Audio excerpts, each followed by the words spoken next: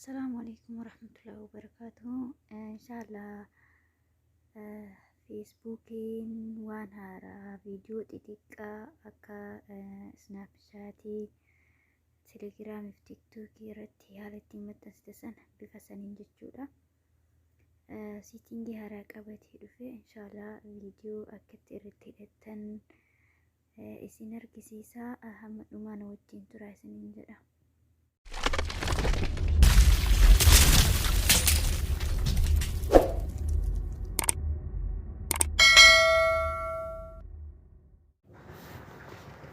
Tole akkuma argaa jirtan kana jechuudha feesbuukii irratti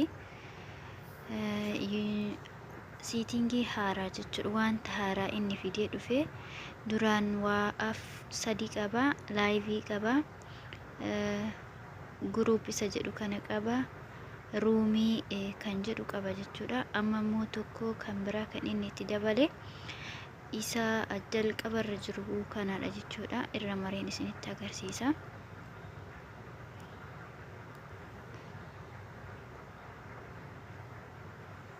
Isa kana jechuudha. Isaan amma irra isiniif mari kana haaraa fidee dhufe jechuudha feesbuukiin. Inshallah akka itti fayyadamtanii jechuudha. Sumaan YouTube chaanalii koo subscribe gochuu hin dagatina. Video haala kanaan bakka san irratti tuqxanii irratti hidhachuu dandeessu jechuudha. Kun akkuma argaa jirtan kana ammoo yoo barbaadan tuqaa sadii yookaan sarara sadiin kana jechuudha. Kanaan amma irra mare kana isarratti tuqxanii gara boodaatiin ammallee wanta haaraa inni fide san kun boota amma irra mare reels isa jedhu kana argachuu dandeessu jechuudha. Achirratti tuqxanii yookaan garuma jalqabaa irratti isin argisiisanii tuqxanii viidiyoo keessan gabaabaa jechuudha hanga daqiiqaa tokko kan ta'u irratti hidhachuu dandeessu. Viidiyoon keessanis kun haala amma viidiyoon kun ol ba'e kana argaa jirtanii sababa shabaqaan kiyyaa dadhabaa ta'eef akkas ta'a. Kun akkuma argaa jirtan laayikii qabaa, koomentis qabaa, sheeris gochuun ni danda'ama jechuudha. Viidiyoo kana viidiyoo gabaabaa kana kun akkuma argaa jirtan viidiyoon kunniin viidiyoo tiktookii kama tiktookii san fidanii asirratti maxxansan jechuudha. Ammas akkuma tiktookii sanitti sagalee dhuma viidiyoon kun waraabame irratti gadi qabdanii waraabuu dandeessu jechuudha. Akkuma haala tiktookii fi